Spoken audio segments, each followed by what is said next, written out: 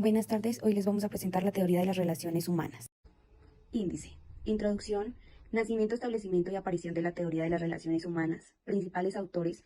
Línea del tiempo. Características. Uso de esta teoría en la empresa en la actualidad. Civilización industrializada y el hombre. Comparación entre la teoría clásica y teoría de las relaciones humanas. Los orígenes de la teoría de las relaciones humanas. Teoría del campo Lewis. Ciclo motivacional. Frustración y compensación. El experimento de Hawthorne, el liderazgo, orígenes de la organización y por último, evolución crítica de la teoría de las relaciones humanas.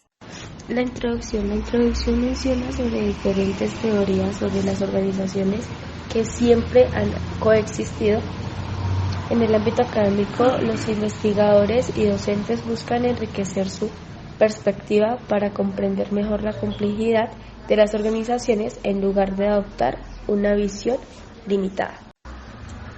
El nacimiento y establecimiento de las relaciones humanas fue entre los años 1925 y 1945 en Estados Unidos, donde vio la luz la corriente inicial. La aparición de la teoría es el enfoque humanista que aparece con el surgimiento de la teoría de las relaciones humanas en Estados Unidos a partir de la década de 1930. Los principales autores es Elliot Mayo, Kurt Lewin, Mary Marquette Follett.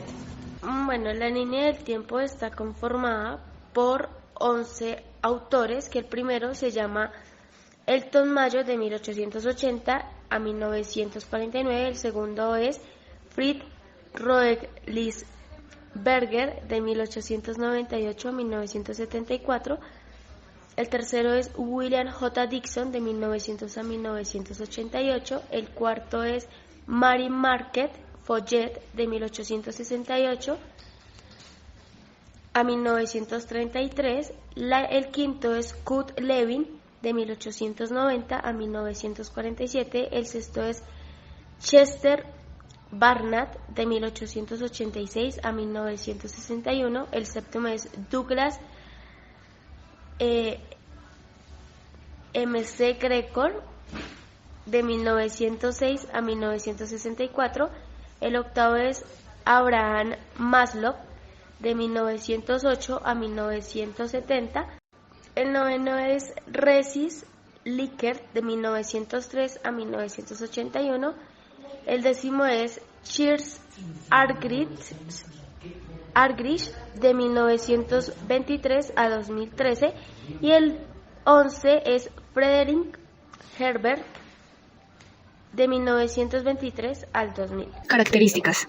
Primera, base investigativa empírica. La base investigativa empírica se refiere a la recopilación de datos y evidencia a través de la observación, la experimentación y la medición en el contexto de la investigación científica. Segunda, individuo y pequeños grupos, comunidad de análisis. La teoría de las relaciones humanas pone al individuo y los pequeños grupos, comunidad de análisis clave para entender el comportamiento de los trabajadores y mejorar la productividad. Tercera, corriente centrada en las contribuciones de Estados Unidos. La corriente centrada en las contribuciones de Estados Unidos en el ámbito de las relaciones humanas se enfoca en el estudio de las interacciones sociales y dinámicas laborales dentro de las organizaciones. Usos de esta teoría en las empresas en la actualidad. La teoría de las relaciones humanas sigue siendo relevante en la actualidad y se utiliza en varias formas en la empresa para mejorar el rendimiento y el bienestar de los empleados. Algunos de los usos más comunes de esta teoría en las empresas incluyen fomentar un ambiente de trabajo positivo, incentivar la colaboración y participación, reconocimiento de los empleados, cultura organizacional centrada en el bienestar, desarrollo de liderazgo efectivo, gestión de recursos humanos holística, análisis en la dinámica grupal, evaluación de las necesidades emocionales, desarrollo de grupos informales, mejora de la comunidad. Civilización industrializada y el hombre.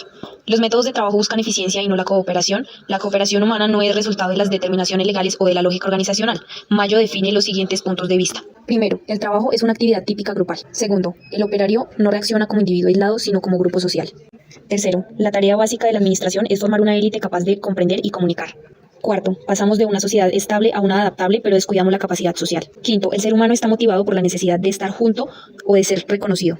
6. La civilización industrial trae como consecuencia la desintegración de los grupos. Comparación entre la teoría clásica y teoría de las relaciones humanas. Si bien sabemos que la teoría clásica se enfoca en la estructura organizativa, la jerarquía de mando, la división del trabajo y la eficiencia de la producción, mientras que la teoría de las relaciones humanas pone énfasis en el factor humano dentro de las organizaciones, destacando la importancia de las relaciones interpersonales, la motivación del personal y el impacto de los aspectos psicológicos en el desempeño laboral. Los orígenes de la teoría de las relaciones humanas se remontan a la influencia de las ideas pragmáticas y de la iniciativa individualista de Estados Unidos, cuna de la democracia en la práctica de esta teoría, que surgió en el experimento de Hawthorne marca a lo largo de su duración el inicio de una nueva teoría cargada de valores humanistas de la administración, trasladando la preocupación por la tarea a la preocupación por las personas. Dentro de la orientación humanista, los investigadores se encuentran con la civilización industrializada que hace que las personas se preocupen exclusivamente por su supervivencia financiera y por más eficiencia para obtener el lucro. De esta manera, todos los métodos van hacia la eficiencia y no hacia la cooperación humana, y mucho menos hacia objetivos humanos. Esto se debe a la necesidad de un tratamiento profiláctico y preventivo del conflicto industrial, el choque entre los objetivos de las organizaciones y los objetivos individuales de los colaboradores. Teoría del campo de Lewin. En la investigación sobre el comportamiento social, Kurt Lewin se refirió al importante papel que cumple la motivación para explicar la motivación del comportamiento. Dentro de las necesidades psicológicas, existen necesidades secundarias exclusivas del hombre adquiridas y desarrolladas en el transcurso de la vida, representando un patrón más elevado y complejo, y son la seguridad íntima, participación, autoconfianza, afecto y autorrealización. El ciclo motivacional. A partir de la puesta en práctica de la teoría de las relaciones humanas, se aplicaron en las empresas toda clase de teorías y psicologías sobre la motivación. Frustración y compensación. Existen ocasiones en las que las necesidades no se satisfacen debido a ciertas barreras u obstáculos que lo impiden. Cuando esto ocurre, surge la frustración, que impide liderar la atención y mantiene el estado de desequilibrio y tensión. El experimento de Howard Thorne. En 1924, la Academia Nacional de Ciencias de Estados Unidos hizo una investigación para verificar la correlación entre productividad e iluminación del lugar del trabajo. Bajo los supuestos de la administración científica, poco antes, Mayo había realizado una investigación en una industria textil que tenía una elevadísima rotación de personal, alrededor del 25% al año, y que había probado inútilmente varios esquemas de incentivos salariales en 1927. El Consejo Nacional de Investigaciones inició un experimento en la fábrica Howard Thorne de la Western Electric Company, ubicada en Chicago, para evaluar la correlación entre iluminación y eficiencia de los operarios. Medida a través de la producción, Elton Mayo coordinó el experimento y se amplió al estudio de la fatiga, de los accidentes en el trabajo, de la rotación de personal y del efecto de las condiciones de trabajo sobre la productividad del personal. Primera fase, división del periodo. Se seleccionan dos grupos de empleados que realizan exactamente la misma labor en condiciones idénticas. El grupo operaba con una intensidad variable de luz y el grupo B realizaba su trabajo con una iluminación constante. Los investigadores pretendían averiguar el efecto que producía la iluminación en el rendimiento, eficiencia y productividad de los trabajadores. Segunda fase, la sala de prueba. Comenzó tratando de asegurar la colaboración activa de los trabajadores. Se evidenció que los trabajadores individuales se transformaron en un grupo entregado al proyecto. Condiciones de trabajo se cambiaron una por una. La investigación con el grupo experimental se dividió en 12 periodos para observar la producción. La producción no aumentó y las empleadas se quejaron de que interrumpían el ritmo del trabajo. Tercera fase. Preocupados por la diferencia entre las actitudes del grupo experimental y el grupo de control, los investigadores se adaptaron del grupo objetivo inicial de verificar las condiciones físicas del trabajo y se interesaron por el estudio de las relaciones humanas en el trabajo. Observaron que en el grupo de control, las empleadas consideraban humillante la supervisión vigilante y controladora. Así, en 1928 inició el programa de entrevistas con los empleados para conocer sus actitudes y sentimientos, o sus opiniones respecto al trabajo y al trato que recibían, así como para oír sugerencias respecto al trato de los supervisores. En función de estos, se creó la División de Investigaciones Industriales para ampliar el programa de entrevistas y entrevistar anualmente a todos los empleados.